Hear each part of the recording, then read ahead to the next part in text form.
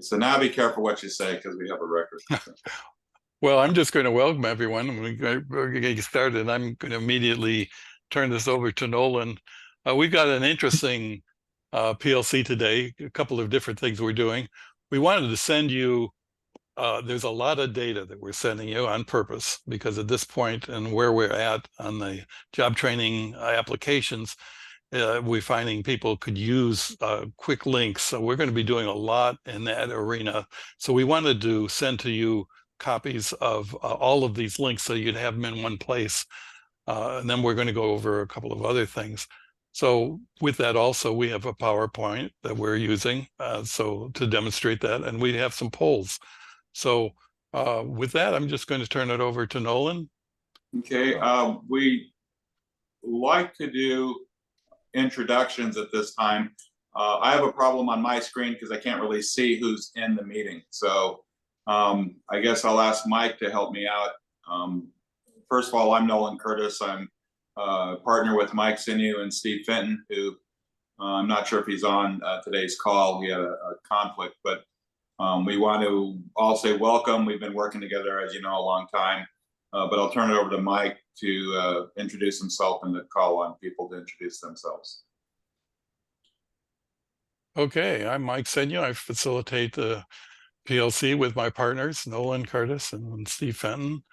And hopefully, if you have any questions regarding today's presentation, you could just send them back to us and just return the emails you have. Hopefully everyone received an invite.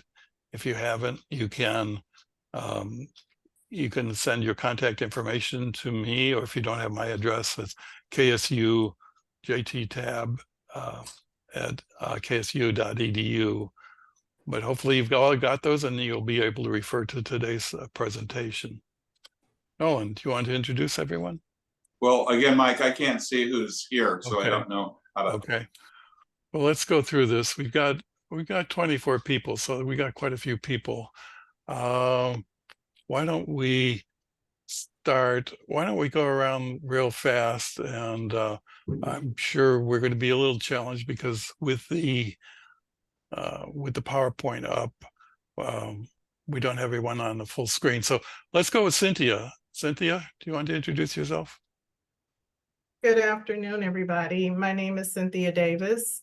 I am the grant writing specialist for the St. Louis Economic Development Partnership in St. Louis, Missouri.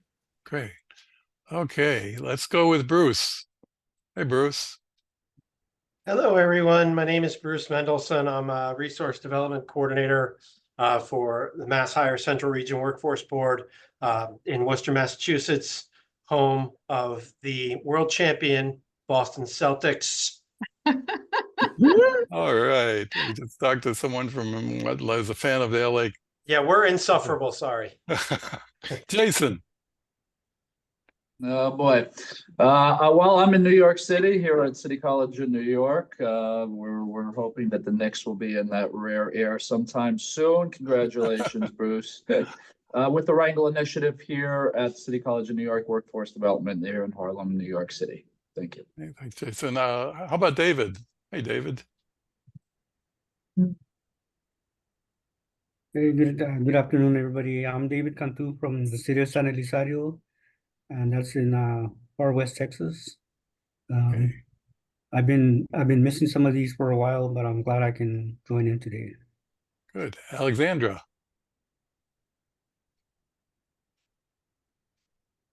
Hello, everyone. My name is Alexandra Hughes. I am from Miami, Florida, and I am the Impact Director for EcoEd Impact Corp. And we are going for the grant in August, so we're moving our tail. Okay. There you go. Julian McRae.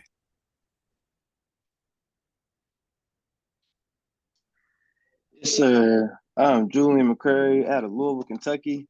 I work at Youthville, Louisville. I'm in charge of the Brownfield Job Training Program as the program coordinator. Kind of like the lady before me said, I'm excited to be in this meeting, to learn a lot from you guys, to hear a lot, taking all the information. Just happy to be here. Okay. Latrice. Hi, I'm Latrice Atkins. I'm in Dallas, Texas. the contender and the gracious loser of the national competition. So congratulations. I'm eating a sandwich and this is my first call, believe it or not. Glad Okay. to be here. Welcome. Cynthia, I've already gone. I'm sorry. Jenny, Good afternoon. This is Jenny with the Missouri Job Center in Springfield, City of Springfield, and we're moving right along with our job training grant and starting 2 classes this month, in July, rather. fantastic. Rosalind, Hello, my name is Rosalind Kiger. I'm with the City of Austin. I'm the Brownfields Program Manager, and we are considering applying for a job training grant, maybe this year, maybe next year. We haven't decided yet. anytime works. Anytime works. Alan,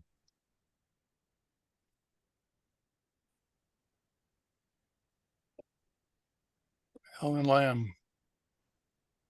Let's go to Candace. Case Alan is not hooking up yet. Candace? Good. It's actually morning here in California. I'm with the city of Pittsburgh in California. I am the administrator for our Future Build Pre-Apprentice program, and we are actually starting our cohort 26 in July. And our new EPA grant starts in July as well. Pittsburgh is one of our longest standing grantees. Congratulations. They're one of our stars. Let's go back to Alan. Alan? Did we catch you before? Okay, how about Cindy? Cindy Manning?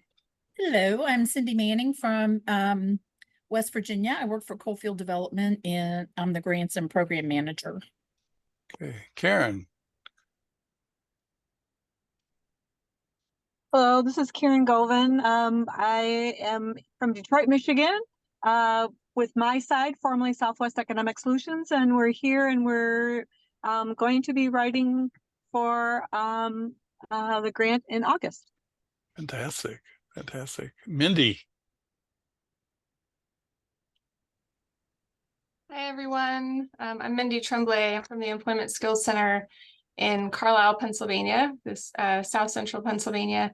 Haven't been able to join for a little bit because of another standing meeting, but we are a second time sub-grantee with our partners at the Redevelopment Authority, and I'm just happy to be back on the call. Thank you. Maria. Hi, everyone. I'm Maria Sanchez. I'm a program manager for the Mass Hire Central Region Workforce Board. I work with Bruce, who's very proud of the Celtics. And I've been joining a few calls here and there, and I'm excited to be here. I will have to step out a little early today because I do have multiple meetings in between. Oh, poo. Okay. Well, we'll deal with that. Oh, Alicia. Hi, everyone. Can you hear me okay? Yes. Yes. My name is Alicia Proctor. I am actually a grad student at Prairie View A&M University. I actually work here as well, but I'm a community development grad student who's doing an internship with a redevelopment organization, Impact Strategies, and we are going for the job training grant for one of their clients, which is the Hiram Clark Redevelopment District. So fantastic. Nice to meet you all. Michael. Yeah, I'm Michael with LA Conservation Corps. I just wanted to say that Coalfield Development rocks. I had followed the stuff that you guys have been doing in this forum and other places. I've heard y'all speak, and when we were interviewing for the Red Def Growth Portfolio, we were actually interviewed by your COO, I think, and that was a great conversation. Anyway, lots of admiration for you guys. Coalfield does rock, and I'll tell you, so does LA Conservation Corps. Michael, you guys do a great job. Yeah, program staff is excellent. Very Excellent. responsive. Me, I do nothing. All I do is copy and paste. LA Conservation Corps is another one of those stars, just like Pittsburgh, California. You guys do a great job. El Kelly, I love that. I love those mountains. Hello, everybody. Ed Kelly with Nine Communities Coalition. I am here in beautiful, hot Pahrump, Nevada, which is about 65 miles northwest of Las Vegas, about halfway between, Vegas and Death Valley. And we are cooking. It's 110 degrees and it's humid today. So I'd like to be right there at that lake behind me and being cool. But yeah, we have partnered in the past with Nye County and have been the subrecipient for the Brownfields Training Grant. We are contemplating doing it ourselves this year, but we still want to maintain our partnerships with the county as well. So we're still in the works of doing that. So excited. Nye County's been working well, and congratulations. Fardeen. Did I pronounce that correctly? Fardeen? Let's try Kelly. Hi, I'm Kelly. I'm with Lorain County Community Development in Ohio. I'm an economic development specialist. Okay. And Elizabeth? Hi, Elizabeth Richardson. I am in northern Arizona in Flagstaff, so I'm a bit cooler than Ed Kelly, who was just speaking from Nevada, but in Arizona. And I work with the Center for Creative Land Recycling. I am the Senior Brownfield Redevelopment Consultant. Thank you. Great. And we'll be talking about the regional tab coordinators later in the program. Michaela.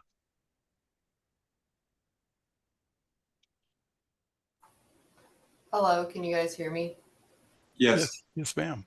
Hi, I work at Maumee Valley Planning Organization. I help out with some of the brownfields and things along that line. I've just been looking at different opportunities for our program. We're in Northern Ohio, so thank you for having me. I love the diversity, and we do spend the time to do this. It takes a little bit of time, but what we want to demonstrate, we've only got 50 of us in this program. We're a small community, and we try to interact with each other, get advice. I remember how Pittsburgh has helped many other grantees get their grants. I remember people from Hunters Point saying, Pittsburgh helped us. And this is the way we try to do things. And one of the reasons we introduce everyone every time is hopefully if you hear something from someone and you'd like to contact them, you could reach us and we'll put you in touch with those people. Did I miss anyone? I probably did, but anyone would like to introduce themselves or say anything? Okay. Hi, folks. Okay. Go ahead. Hi, my name is Carrie Martin. I'm with NJIT TAB. We're the regional TAB provider for EPA's regions 2 and 4. I'm coming from Newark, New Jersey, and happy to be on. Okay, and those regional tabs will be very useful for people who want to have their grants reviewed before they submit them. We'll talk about that later. Okay, so again, welcome everyone. And as Mike mentioned, this is really about a community.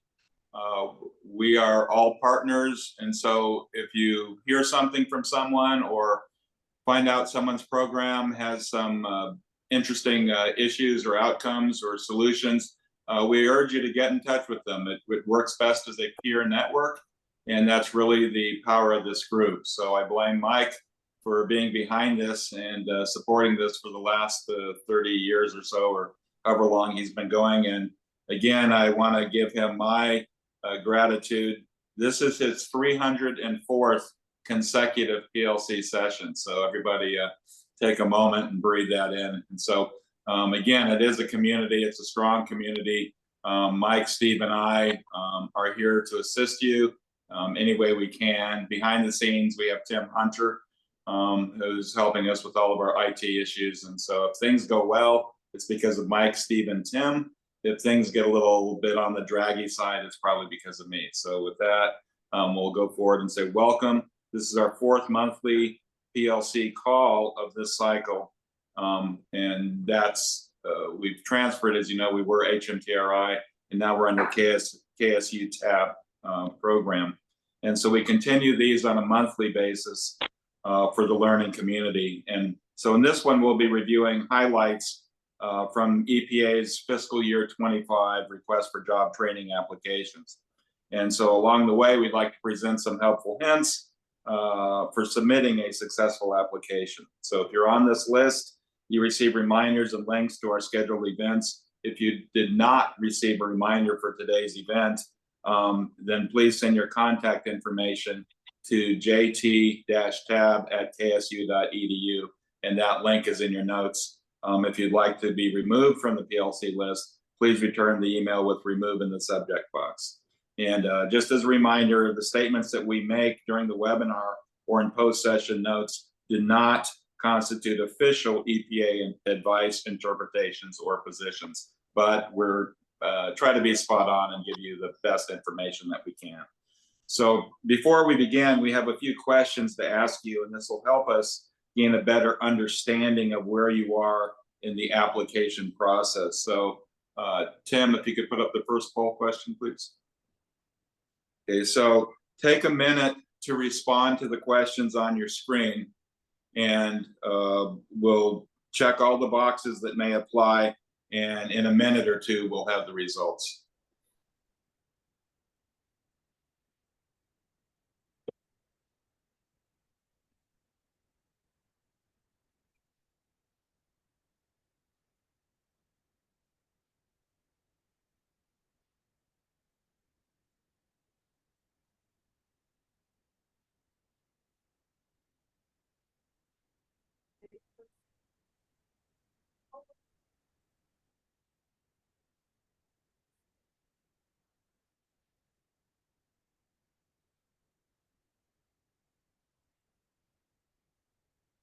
Okay, so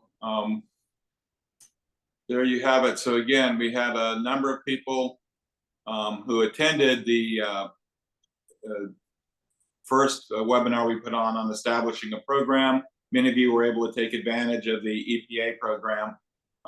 Again, the final webinar we put on tips on writing a competitive, we see that we had about half the people on this call were at that. So again, thank you very much. Tim, if you could put up the second question.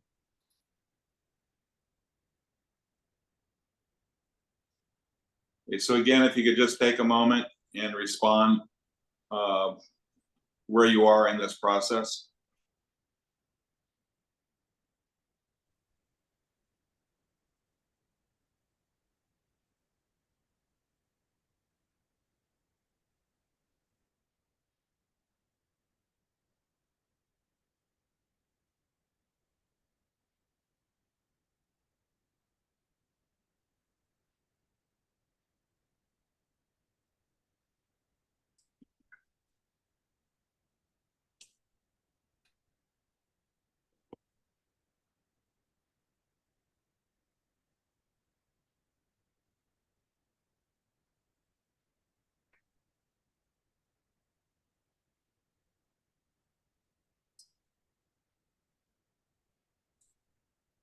Okay, and it looks like we've kind of reached a saturation point on this one. So again, we can see that about a quarter of you are working on it and definitely applying, and another almost 10% are working on it, but still a little bit on the fence. And about a quarter of you are trying to figure out, is this something that you can get into at this time? And a couple of you have decided this isn't for you this year in the current application cycle. But again, this helps us a lot in understanding who's on the call and how to tailor the information to you. And so if you could, Tim, put up the last poll question. Okay, so this is our last of 3 questions. And again, if you would just take a moment.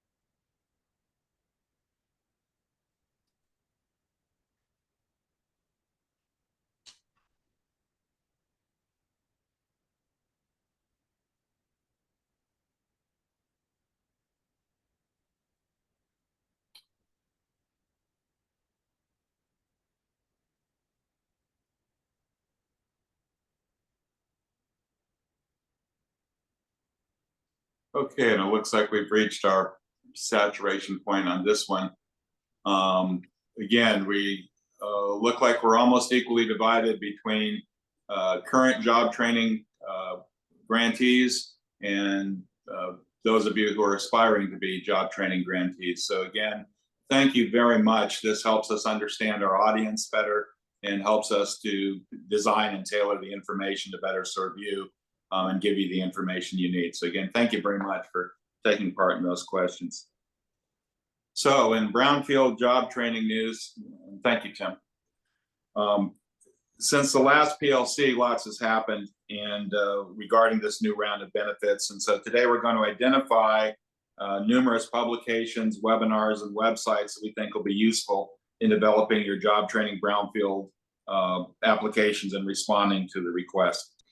Links to all of these resources appear in the session notes. And that's the reason, as Mike pointed out, that we sent the notes out early so you would have all of those links in front of you. So rather than read through every link, again, please refer to the session notes for all of the links that we're going to mention.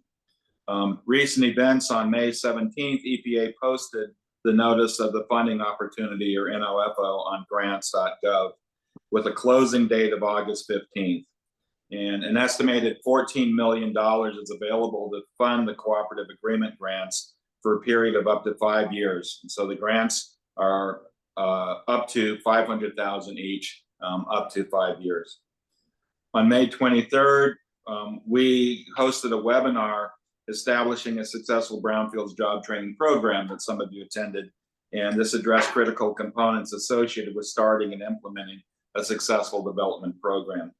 On June 6th, EPA presented an outreach webinar reviewing the FY25 request of brownfield job training applications, notice of funding opportunity. And this went through just literally point by point of everything that was in that request or the notice of funding. And so I would recommend that people go back and review that webinar from EPA, because they walk through every single aspect of that request for application. And on June 12th, we hosted a second webinar titled Tips on Writing a Competitive EPA Job Training Proposal.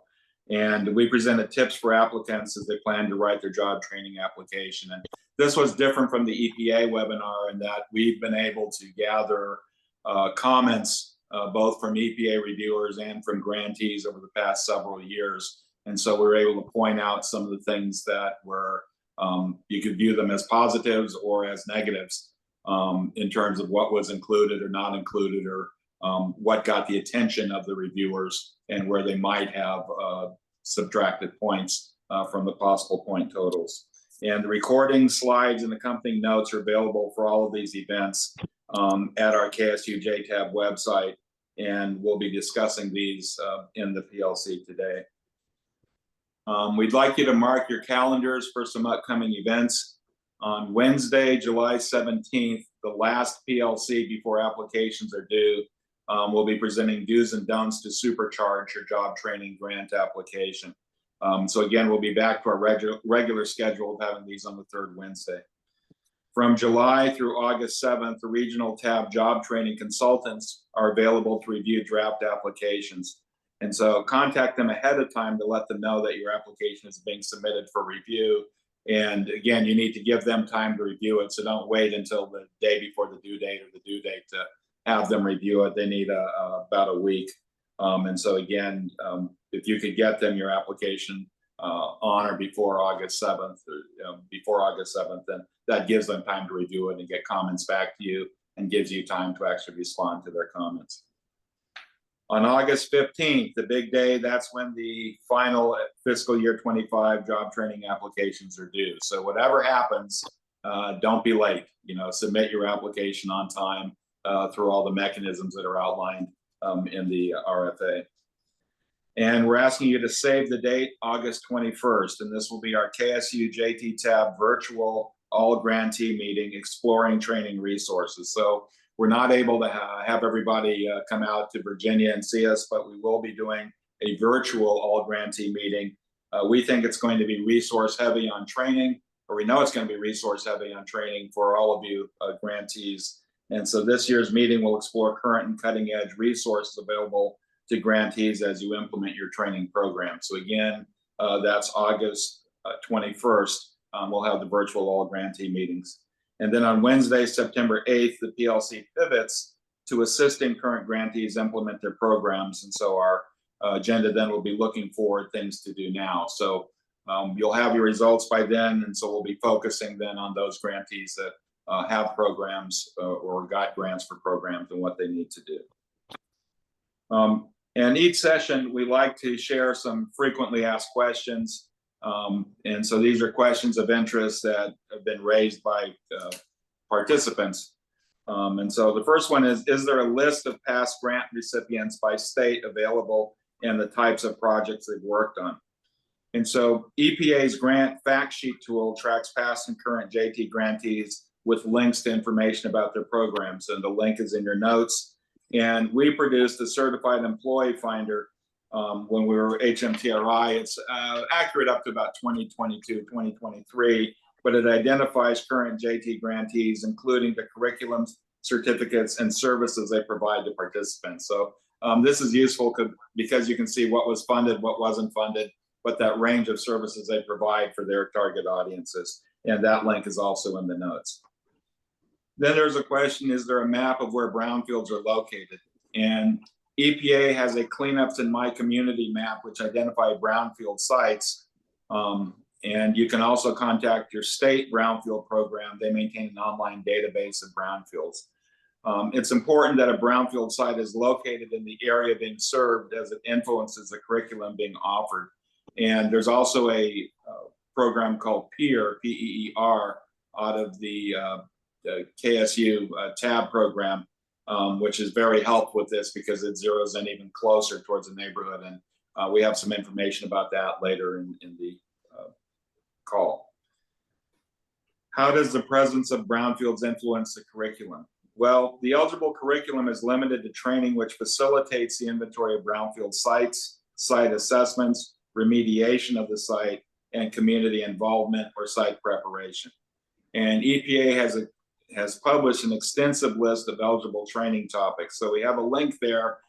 We suggest you look at that as well as marry it up to the information you learn from Employee Job Finder, because they have a lot of programs that they will support. Again, the nexus needs to be to the brownfield and to the brownfield cleanup or remediation or post-remediation activities. So once again, the nexus of your training needs to be to the brownfield. And then can you target several target communities? And so the applications or the applicants must identify only one target area. However, if a target area it can be any area. So a county, lands, federally recognized tribes, towns or cities, a district, a corridor, shared planning area that is impacted by the presence of one or more brownfields. And new this year, EPA will consider a coalition applications that propose to serve large geographical areas, especially rural communities that include several towns or tribal lands, as well as applicants able to serve sister cities. And these are partnerships between U.S. cities located in different states. So again, this is new for this year. There are some specific guidelines that EPA has. And so you can get information from your EPA coordinator on how those coalitions would work. There was a question about, will the program continue to be ongoing in FY 2026? So some of you may find that you don't want to apply this year or can't apply this year, and will the program go forward? So again, there's no promises, but EPA anticipates the program will continue in FY 26, but this is always subject to the availability of appropriations. So if the money is there, the grants are there. So, they can plan to continue the program under the current guise if they can. And then now that the RFA has been posted on grant.gov, can you give me a timeline for the FY25 training cycle? So we have this in the notes. We had it in last month's notes. But again, there's a final award date now, and it's for a full 5 years of the grant cycle. And the first 4 years will focus on program development, training, delivery, and placement. And then the 5th year is for additional training and placement, tracking, and program sustainability. And so we have estimated milestones for the FY25 grant cycle, and those are listed. The early ones are May 17. The brownfield job training requests for applications are posted. August 15, application acceptance is closed. So again, that final date, August 15, make sure your application is in on time. And you've been given roughly 90 days to prepare the application. So that's actually an increase. It used to be 60 days. So for what it's worth, this gets better. In early September, the applications that did not pass the threshold criteria are notified, usually in about 15 days, that their application is not eligible to continue for review. So if you don't make that first cut, you don't have to hang on pins and needles, I'll let you know. And then in November to December, announcements of successful candidates are announced.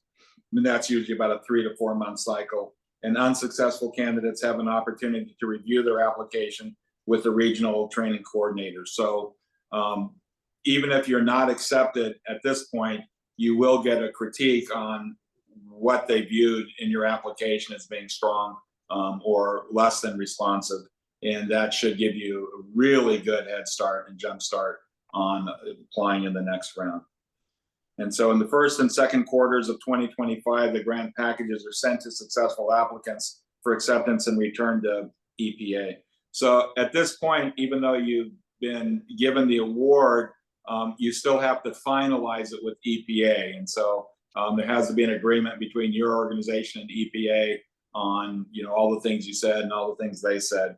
And work plans and grant administration is completed prior to the final award. And that usually takes about 60 to 90 days after submitting the grant package.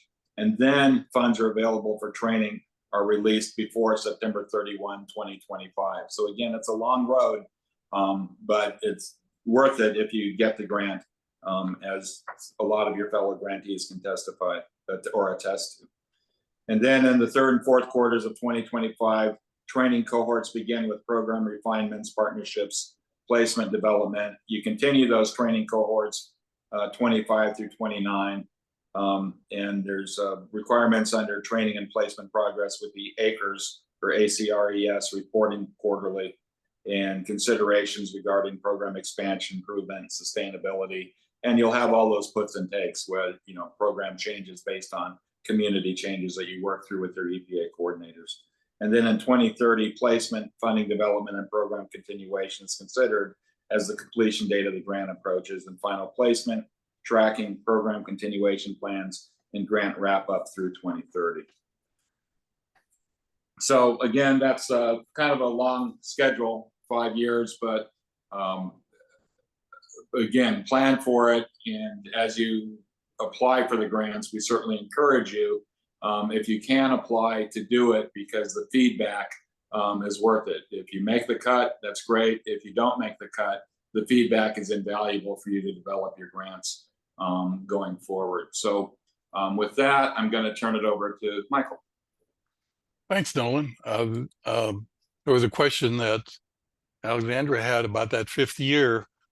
What do you do that 5th year? And traditionally, the EPA grants have always used 1 year to wrap things up, to look at your sustainability, to place unplaced students, to track.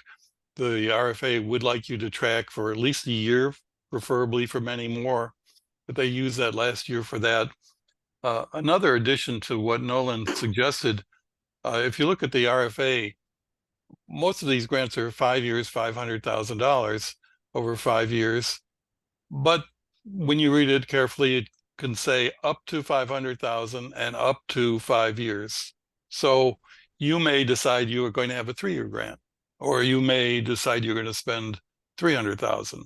So there's a lot of latitude when you get down to it of how you want to design your program, and that's totally up to you. So keep that in mind. We wanted to give you an idea of what a 5-year grant looks like, and that's the schedule that you have in your notes. Well, I'm going to be talking about websites that you could go to not only to write the grant, but to get information about job training programs. This would be useful to not only people who are thinking of applying, but people who are maybe contemplating next year, or people who have grants now and really want to get a roadmap on all of the federal assistance that's available and the non-federal assistance that are available. So we decided at this point in the cycle, it would be good to just give you a reference document of everything that we know about as far as information that might help you run your program if you're an existing grantee, or if you're an applicant, links to sources that you could use in writing your application, or if you're someone who is contemplating, links that you could go through to get an idea of what the program looks like. So on this first slide, and I'm going to be buzzing through these, I'm not going to go through point by point because you have those in front of you with the links in your notes that we sent you, and you can just refer to those. But I would like to talk about a few of them and the high points. This particular slide talks about the headquarters, EPA headquarters, and the technical assistance they're providing. This is a good one-stop shop for anyone who wants to know what's going on currently with the job training program. It's good for current grantees to get the latest news. It's good for people who are seeing what's happening. It's updated almost lately on a bi-weekly basis. So you want to refer back to this particular site. And it's got things like the guidelines, the grants.gov announcement, changes from last year's RFA, how things have changed, frequently asked questions that people arise when a question comes up. EPA likes to post the answers to those. What courses are eligible for training? EPA outreach webinars that have been produced. These are webinars by EPA, and what type of application assistance. So there's lots of different sources. If you're looking at anything in particular, you might want to glance through this table and check that out. One of particular interest is that eligible training. If you have a concern over what kind of training might be eligible in this grant, you can refer to that particular link that's got myriads of eligible and ineligible training that they can support through this grant. Next slide. Okay, this is talking, I've talked about the federal home base essentially for brownfields. Now I want to talk about the regional coordinators.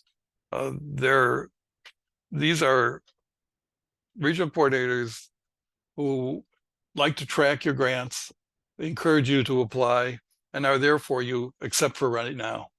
They really can't talk to you about your particular grant at this point in time. Once this RFA is closed, you can talk to them about what you want to do next year. If you're an existing grantee, you can talk to them about problems you're having with your grant.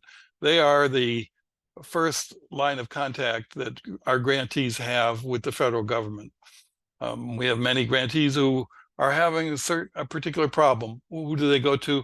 They want to go to the regional EPA regional coordinator, and they could help you with that. The one way they could help people who are applying for grants is they are able, while they can't talk to you about your specific grant, they're able to review your threshold criteria, which we'll talk about later. Threshold criteria are basically pass fail. It's a screen to get rid of all the people who are not serious about doing this.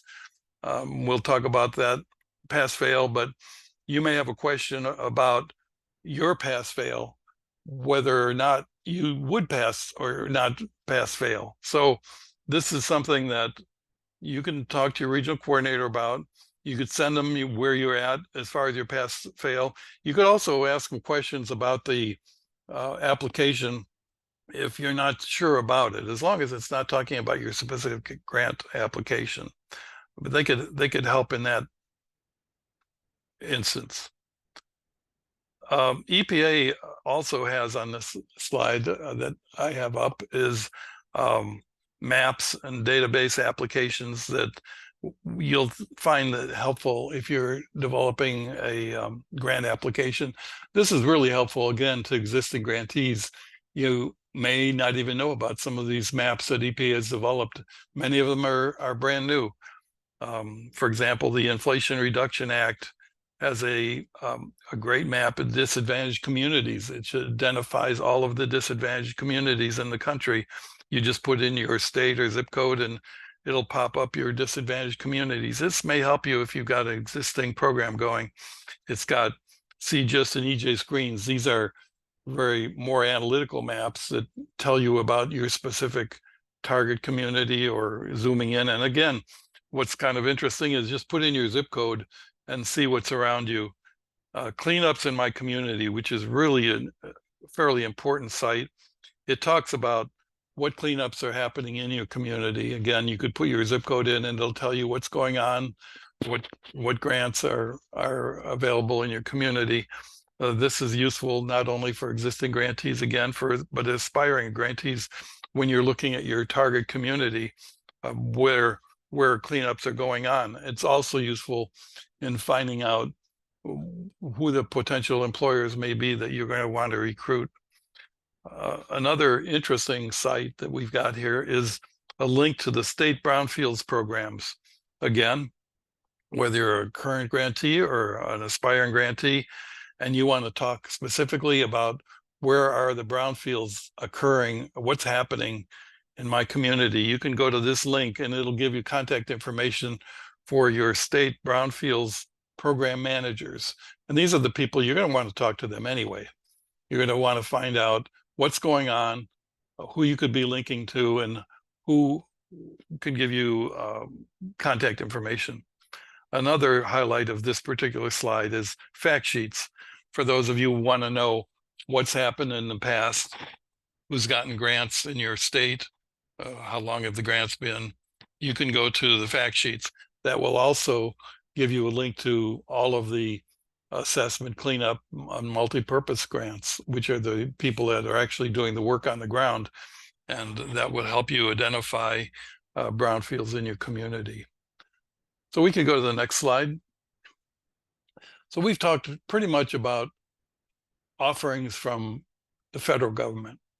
And I want to talk to offerings by the TAB providers. For those of you who are new to TAB, technical assistance to brownfields occurred when the federal government felt that they needed to help communities not only write these grants, but to help them with their programs. So they established technical assistance to brownfields program, TAB programs. And they have TAB providers around the country. They've got 5 of them. They're by regional area. And we've got actually at least 2 TAB providers on the call today. And what is the importance of TAB regionally? 2 things. TAB has traditionally been involved with the multi-purpose, the assessment, and the cleanup grants. They know these grants. They can help you. Now, the difference between TAB providers who are not the federal government and the federal government programs that I just told you about, TAB providers could talk to you about your program up until you submit it. They are not the federal government, so they could give you technical assistance all the way up to when it's time to submit your grant. The feds cannot do that. It would be a conflict of interest or favoritism. So, but the regional TABs could do this. And we have links to those, which we'll be pointing out throughout this program. You can talk to them about the cleanups, the assessment, the brownfield sites that they're working on in the region. That would be very helpful. Another very useful exercise that they're going to be doing this year is they have offered to review draft applications prior to sending them into the federal government. For example, if you are approaching later July and you have a grant proposal that you would like them to review, they'll look at it and they'll review it for you. And they'll give you some ideas and helpful hints about your particular application. So you can take advantage of that. And there's instructions on what you do. You want to give them a heads up that you're going to be sending them a review application a week or 2 in advance, and give them several days to review it and talk to them about your program. So they are there for you. Another one of those TAB providers is the KSU people that we work with. We're called JT TAB, Job Training TAB. we've been charged by EPA as a grantee to help on a national level provide technical assistance. We've been doing that over the years, originally with HMTRI out of Eastern Iowa, and this year with Kansas State University. And what we do in JT Tab is provide general assistance to existing grantees, which are 50 of them, to help them implement their programs, and to aspiring grantees, which are many programs who would like to get one of these grants. So we've put on different programs.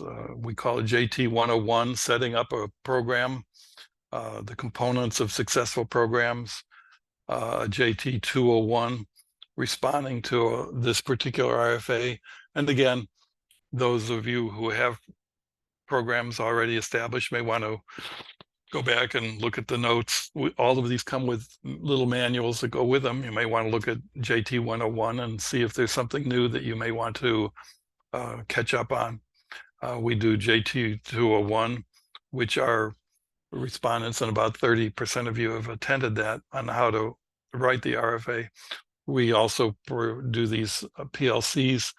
We will have a Connect newsletter that'll come out in July, and one more PLC where we're going to be talking about supercharging your proposal and some do's and don'ts on your proposal writings. That'll be in July 16th. We'll have one more of these PLCs before your grants are due.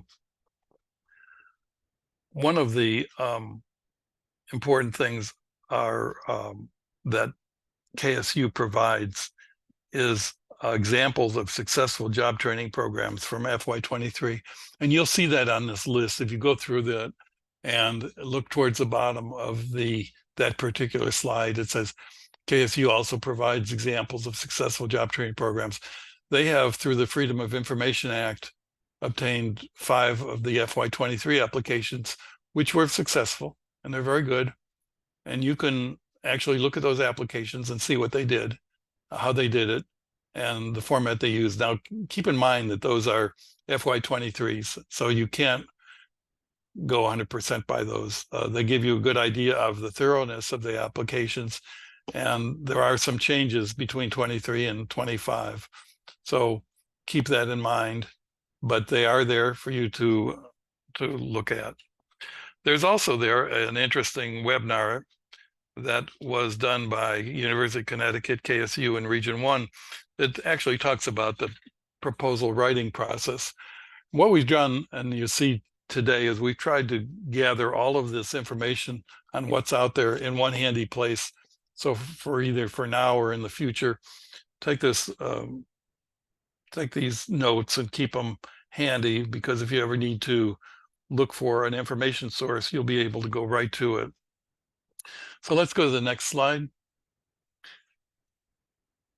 There's some additional background information that KSU has also provided. We're still talking about the TAB program. One Nolan talked about, it's called PURE. It's a platform for exploring environmental records. And that's a deep dive into some of the brownfields projects. You may want to go there to just get an idea. It's fairly technical, but it does explain in detail what's going on.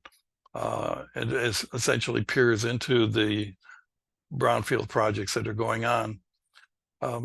KSU is also gracious enough to post materials that we did over the last several years from HMTRI. Some of you are former grantees, remember some of these documents that we did. They're somewhat dated, but I think they're very useful. One discusses components of environmental job training programs. One I think that is of importance, and Nolan referred to it. It's been updated up to the last year or so. It's called Employee Finder, and note that Employee Finder. And okay, we're getting a little bit of back talk. Okay, we'll try to talk over. Is that Thrash? Oh, Thrash. I'm trying to turn it down. Okay, there we go. The Certified Employee Finder will give you contact information for all the brownfield grantees. And it'll give you an idea of the courses that they're offering. So you might earmark that employer finder. It's a good compendium of who's out there and what they're teaching. There's also a publication there you could link to. It's called the Social Media Directory. And that will give you an idea of what websites different grantees are using to communicate with their participants. So let's go on to the next slide. I want to spend the time we have left before questions and discussion is talking about the highlights of the RFA and just about what's involved and some strategies that those of you who are starting to write a grant or thinking about it, how am I going to go about to write this grant? I've been thrown all this information and I'm not sure how to organize it or where to go or how to get started. So I want to talk a little bit about what we find that grantees have used in the past to approach these RFAs and responding to them. So we're going to go through some of these in the time we have. The first thing, of course, is something that you absolutely have to do. And this is just in terms of getting started. You have to submit this grant through SAMS.gov, through grants.gov and SAMS.gov. I'm sure most of you are familiar with that, but you could read the instructions under the EPA flagship website that I provided early on. They'll give you links to how to register with SAMS.gov, how to get the UEI, and how to get the e-business point of contact. The takeaway here is that whoever is submitting this grant has to go through grants.gov, and that organization has to have an e-biz point of contact. They have to be registered, and they have to designate whoever is going to submit the grant as authorized representative of the organization. Now that's called the AOR. And you want to find out who is your AOR. Is it you? Are you going to be submitting the grant to grants.gov? Or is someone you're going to be talking to, or someone in your organization? Or maybe you don't know what AOR is, or maybe you have to find an AOR. And what I would suggest, if your organization that you're working with is not registered with grants.gov, or they don't have an e-biz point of contact, they've never submitted a federal grant, I would suggest one thing you may want to consider is partnering with someone who has done this, someone who has performed a federal grant. They have the e-business contact, they have the AOR.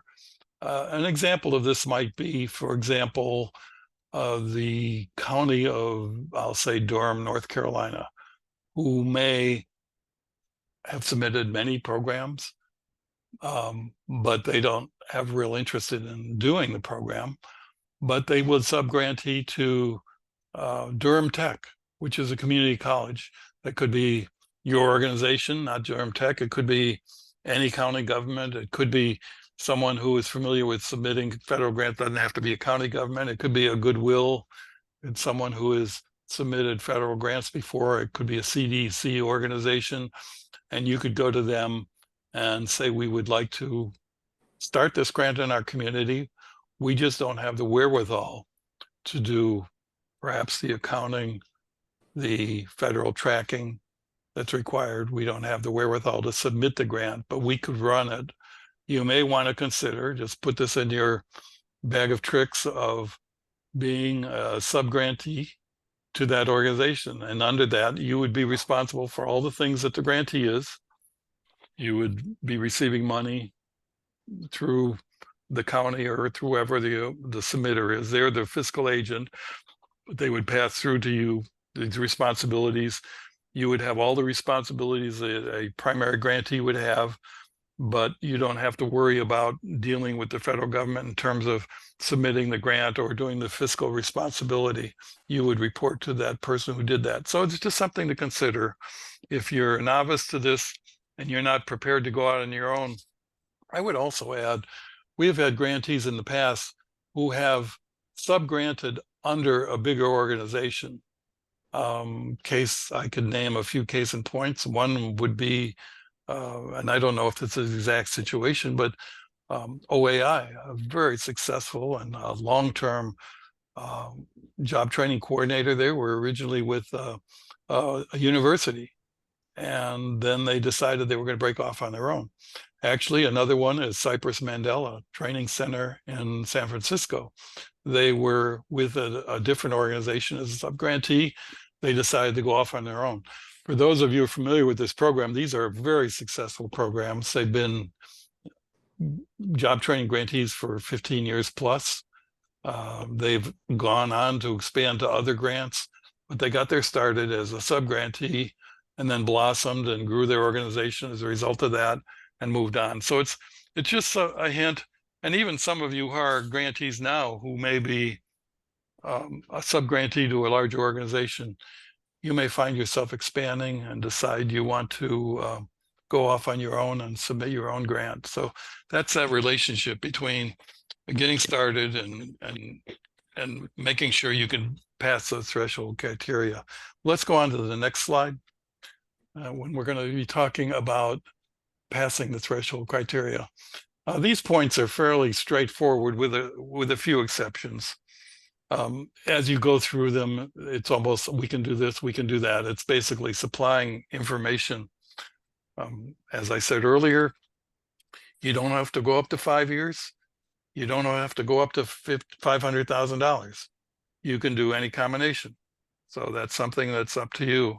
If you don't want to commit yourself for 5 years, you can go for a 3-year. You have to allow for that. Last year for tracking and for tying up your grant. But other than that, you can write a credible grant for any of those periods of time. The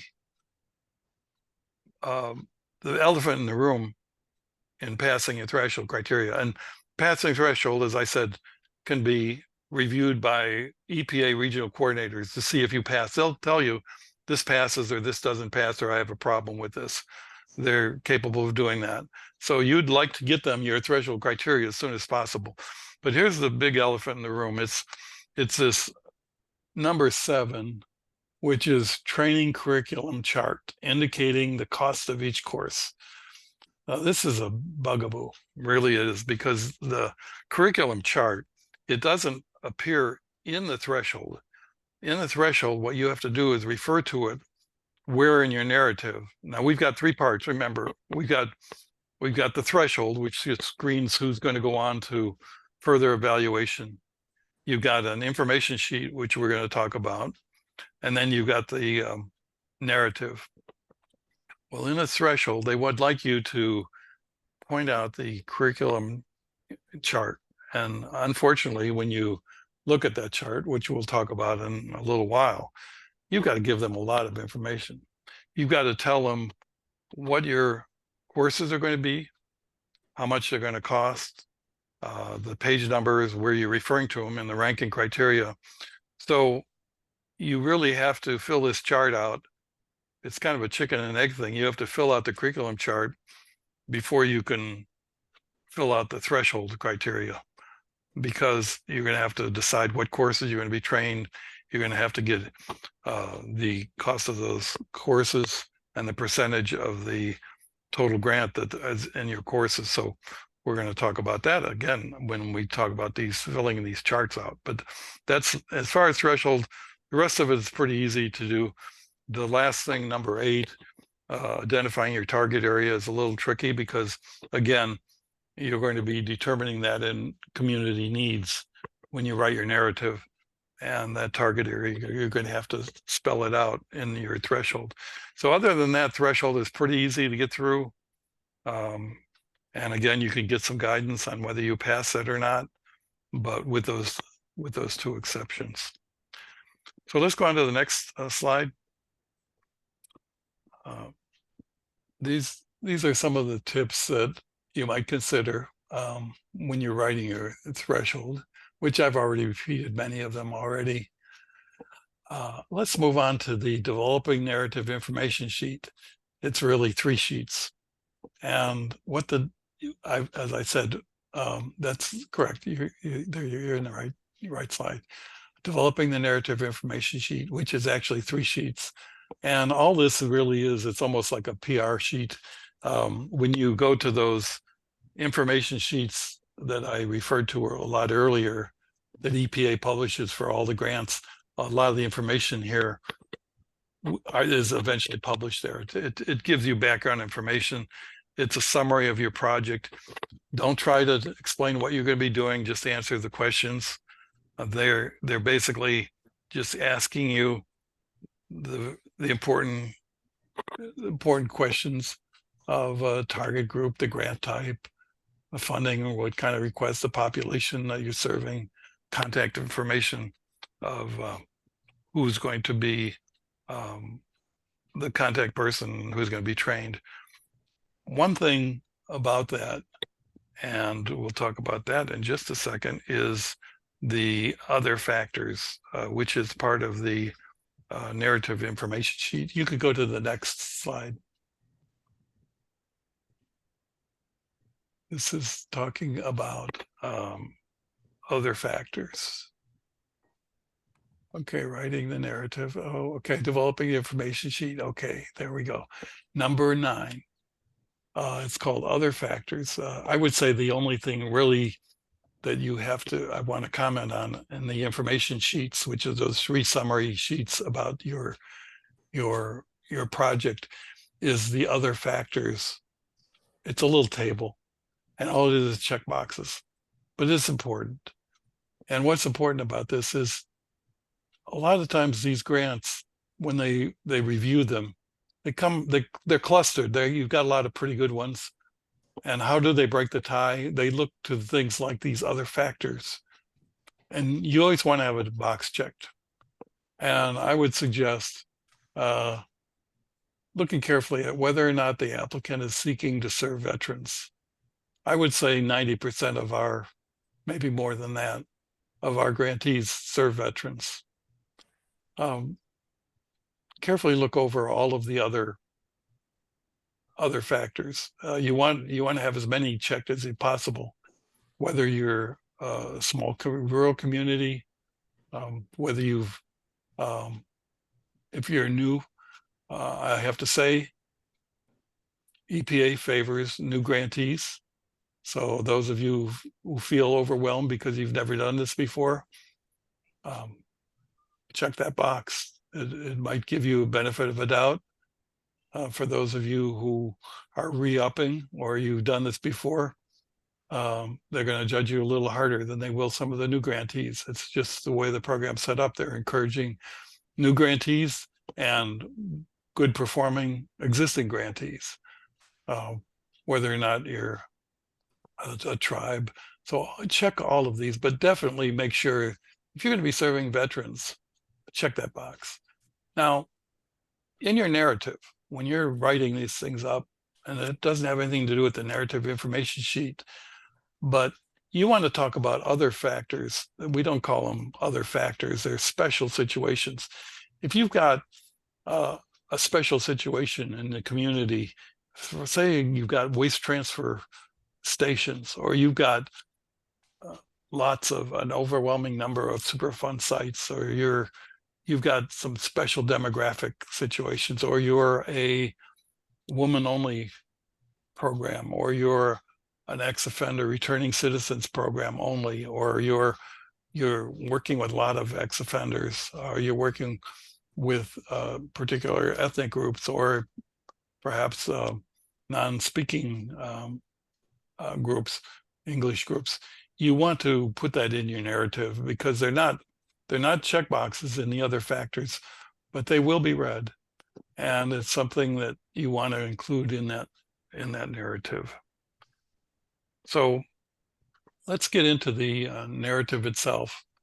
And what we've got on this slide, and then on the next slide, and you could switch to the next slide.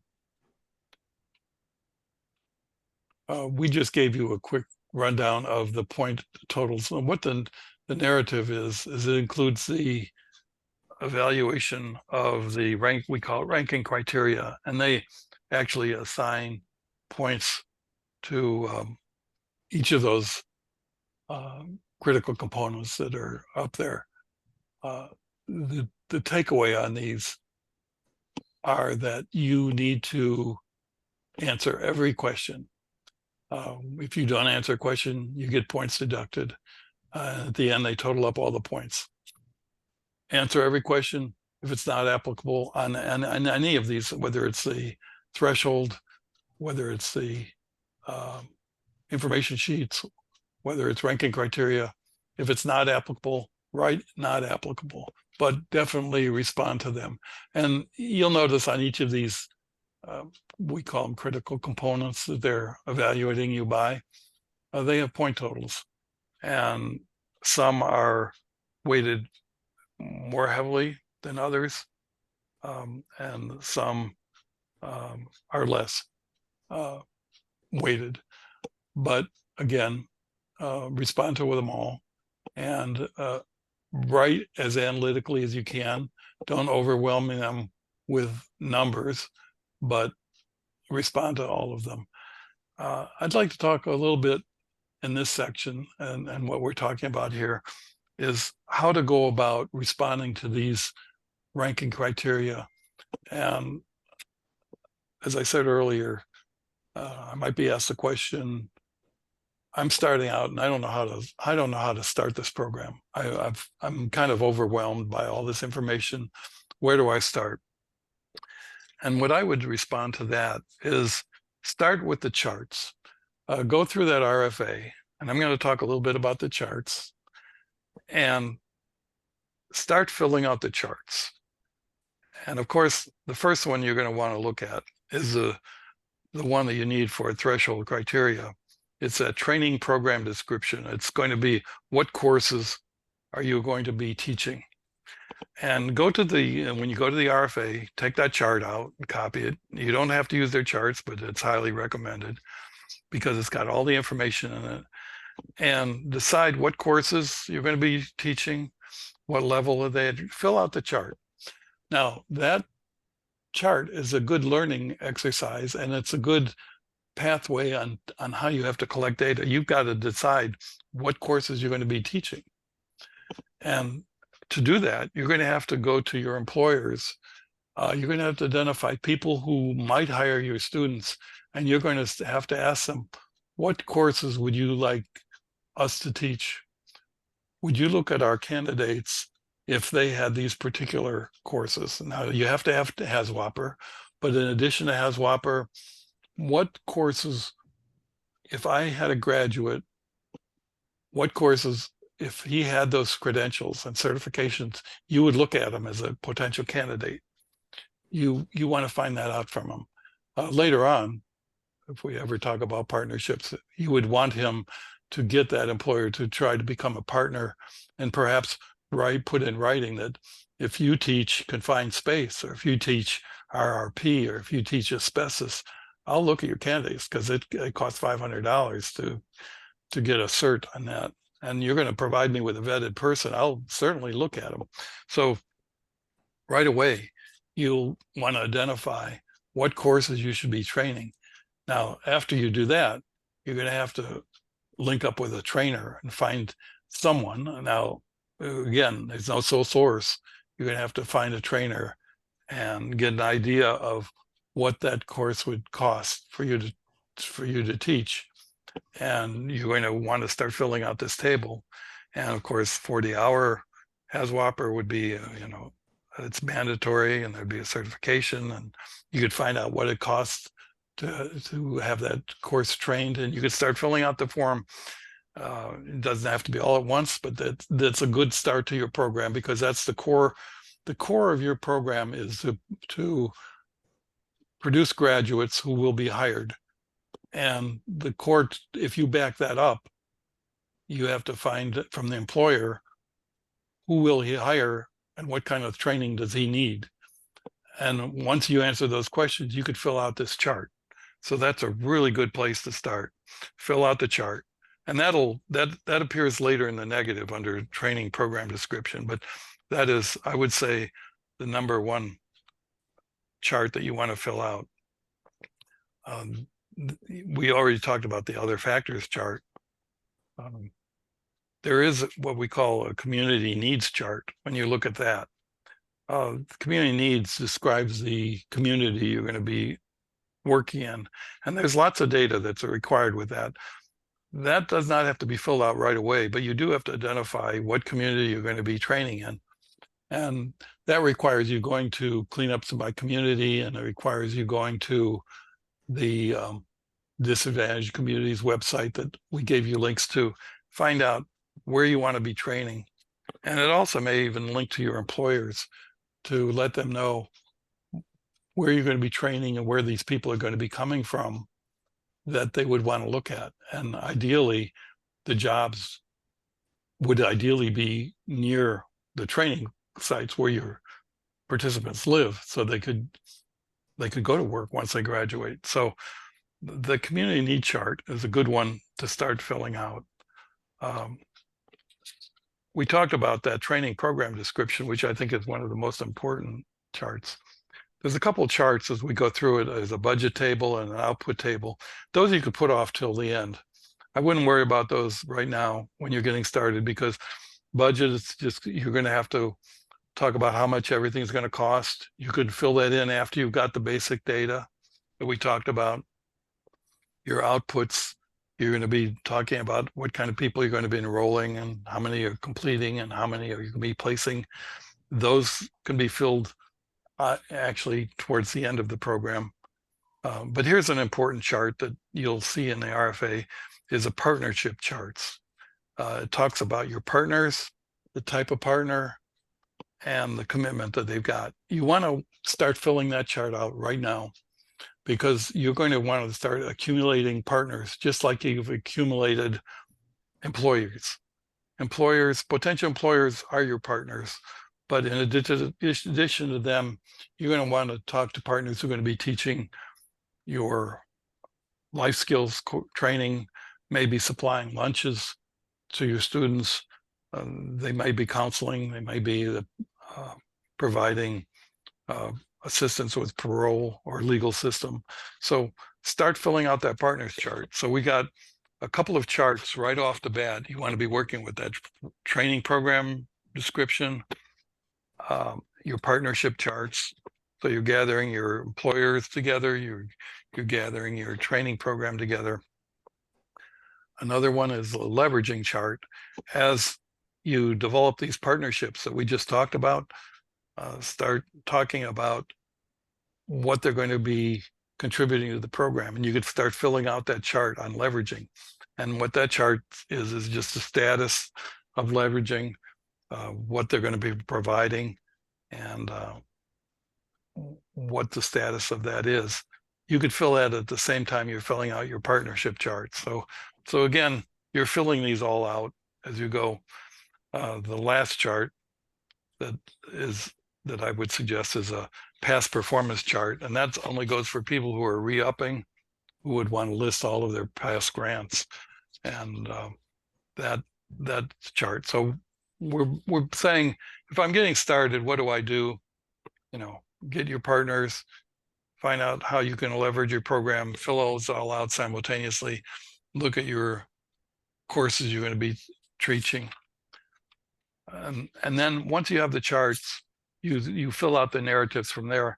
Nice thing about filling out charts is you starting with an analytical base. You start getting numbers right off the bat, and you want to write your narrative around those charts, because one of the big mistakes people make is the numbers don't add up. So you want your narrative to match the charts that you're providing, and you want the budget to match the narrative and the charts. So again, start with the hard data, accumulate that, start filling those numbers in, start accumulating them, and then write your narrative finally after that. The last part of this whole grant is these attachment sections, and that's fairly straightforward. If you've done everything else, it's basically your letters of support from your employers, from your leverage partners that you've already identified from anyone who's going to help you. Hopefully you're going to get either MOUs, memorandum of understanding, from them of what they're going to contribute to the program. Do not use form letters. Do not send them a form letter. You could advise them of how they may want to write the letter, what they're going to commit to your program, how they're going to help you. And you want that commitment from them in your attachments. And of course, that's the same place you're going to be putting your milestone chart. That'll talk about the whole program. So what we've done today, we've thrown an awful lot of information at you. And one of the reasons we wanted to get this to you is just to give you a roadmap. It may seem overwhelming, but if you kind of take this a step at a time, and as I said, just go little by little, whether you're reapplying for a loan, reapplying for a grant, or if you're applying for a new grant, just start doing this. And if you decide when the time comes you can't complete it, keep the program ongoing throughout the year. One of the things that we do through the fall and into the next year is we try to help people fill out those charts I'm talking about, to continue on developing those partnerships and to continue identifying your target community, so that when the next round comes around, you'll be a step ahead in developing these relationships. So with that, do you all want to have a discussion, or do you want to, Nolan, would like to continue? Sure, let me just add one or two things. And again, thank you, Mike. That's, again, sometimes it seems tedious, but it's thorough. And so, I appreciate Mike's expertise and how thorough he is in reviewing all of these different aspects of the application. In terms of questions, we do want to open it up to you for questions or discussion, but I'll just comment that each community is different and unique. And so there is no silver bullet or magic template where if you copy a previous proposal, that guarantees you that you get a grant. You really have to take all of these things we say and apply them to your unique circumstance. And as you look over different programs, you find that each of them are very responsive to their local community needs, in terms of who that cadre is of people who will be in the training, and to the employers in terms of what their needs are in the local employment market. So taking a step back, remember the big picture is this is training which provides certification, which leads to jobs. And so, there has to be an outcome. This isn't just pro forma training to train or giving people badges and hats. It's really about getting them so that they are work ready, job ready, and it changes their life. It changes the community. This is about some of that money that comes in from the infrastructure law or Inflation Reduction Act. How do we get that money into these communities at the local community level? So I encourage each and every one of you, because you are the boots on the ground, the hands that are holding and supporting, and you're doing God's work in helping these communities become self-sustaining, self-reliant. All right. So, I really want to stress how important what you do is to your local community, and give you, as Mike said, for Mike, Steve, and I, any encouragement we can to help you with your project. That said, though, we don't know your local condition. So sometimes we get a request, which is in a sense asking us to be your research arm, and that we can't do. We can give you the broader strokes of what's going on and how things are done, but we don't know your local community situation. So that's work that you have to do. So that said, are there any questions or comments? I've tried to answer some of them in the chat. But again, if you have any others, please, now's a good time. So you can just speak out. I can give a helpful hint, because so far we've been kind of going forward through the program design, but really what actually clinches a good application is starting backwards and start with your employer partners, the local workforce need, and then you go backwards to create your training curriculum. So I know everybody said you have to do the training curriculum first to do your information sheet and your threshold, but before you can do your training curriculum, you have to talk with potential employers, employer partners, trainers to design the curriculum based on the jobs that are out there. One of the biggest things that really helped us in creating a responsive program, but also writing an application that shows we have a responsive program, is we had program alumni or trainers who told us, you know, the jobs that are out there are actually in like asbestos-lead mold. And so we added that, for example. And so we could show that we were training people for those jobs. Michael, I'm sorry, Michael, you're absolutely right. In that it has to connect to the community. It has to connect to those real jobs and real needs that the employers have. So I couldn't agree with you more. That's exactly right. And we've had grantees who have corralled one or two employers who would say, if you teach this, I'll look at all your students. We had a tank manufacturer. He needed someone with confined space. You're teaching it, I'll look at them. Absolutely. It doesn't have to be 100 employers. You can get a handful of employers. You're only placing 20 students, perhaps, in good jobs.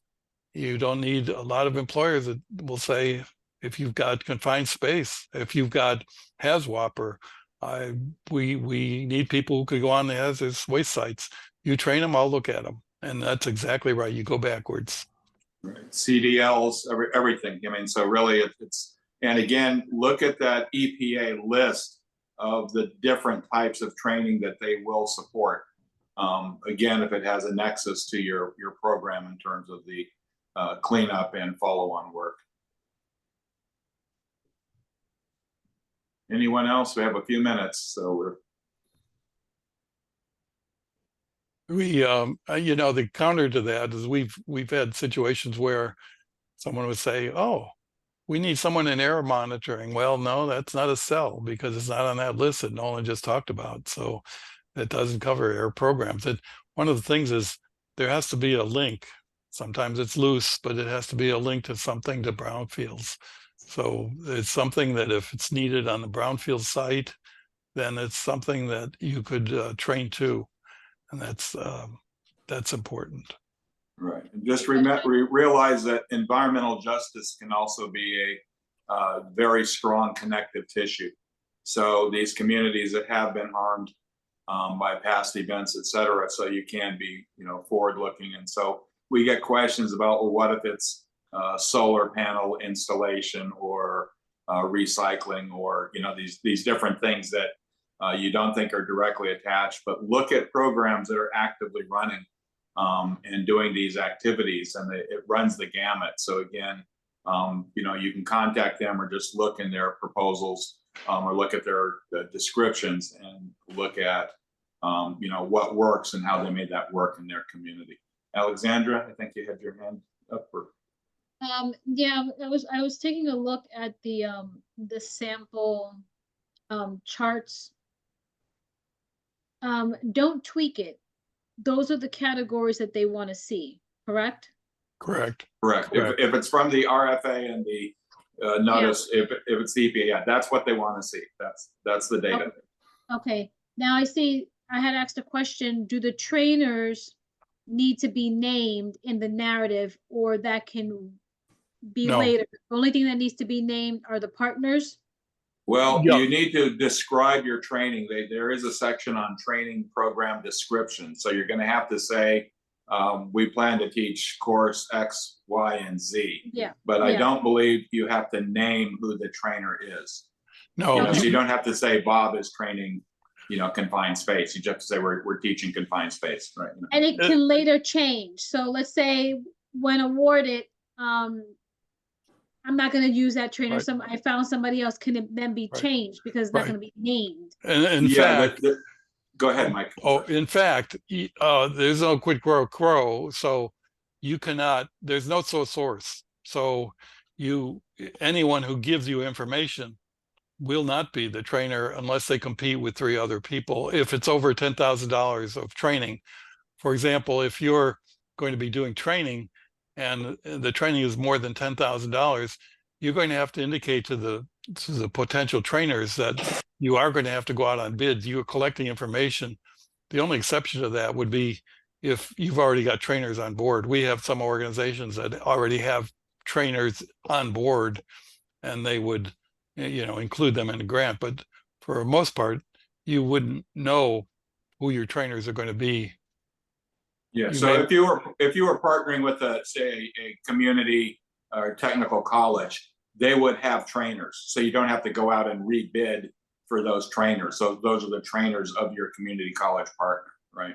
If you just went out to the public and said, I'm looking for somebody certified, qualified to teach CDL instruction, then as Mike said, if that amount were over $10,000, you'd have to put that out for a bid. Okay, so if I get an instructor from the university, I'm okay with. If they're a partner on your grant. If they're a partner on the grant. Right. Yeah, they would not have to, if you're not paying them, then you don't have to worry about it. We're talking about federal funds passing through. If they were a leverage partner, that would be fantastic. In other words, if you could get a university to provide the training as a leverage partner, you've checked off several boxes. They are not only a leverage partner, you could put in the amount of leveraging they're giving you. They can give you an estimate of the value of that course. So you've checked many boxes. So that would be ideal. As well as training facility, that kind of thing. So, again, there's a lot of reach to that if you have a partnership with a college, university training organization already. Okay. Free is always good. And that applies for everything. Because the grant might support it doesn't mean it has to. In other words, if you get free transportation by the local DOT, you take it and put it in as leverage. If you get free counseling services, again, leverage it. If you get childcare provided by Salvation Army, leverage it. And those are all things you want to include, again, not only in partners, but in leveraging. And EPA is mostly, just as far as budget goes, they're only concerned with what federal money is exchanging hands. As far as freebies, as far as leveraging things, that's a plus on your grant, but they don't really care about that in terms of it's not spending their money. So it's just really good for your program, and you want to include it in the grant. So they rather see more of that money go towards the training, schooling resources, training, quality training. In fact, there's on one of the charts, they ask you how much of your budget is going to training, how much it's going to management, how much is going to placement. So you want to maximize the federal money that's going to training. So in other words, they want to know if they're going to give you $500,000, they want to know that 60% of that is $300,000 is going to be going to training. They'd like to see something like that. And it's standard to 10% for the indirect costs, or 5%. Yeah, I was looking over that and I was like, I'll leave that for later. Yeah, you could leave that up. Direct costs. I'm like, what? I'm like, ah. Yeah, that's your least of your issues. Yeah, that's gonna be last. Okay, that was my question. Thank you very much. Very informative. Good. All right, so we're at our 90-minute threshold, so I'll ask Tim to stop recording. However, Mike and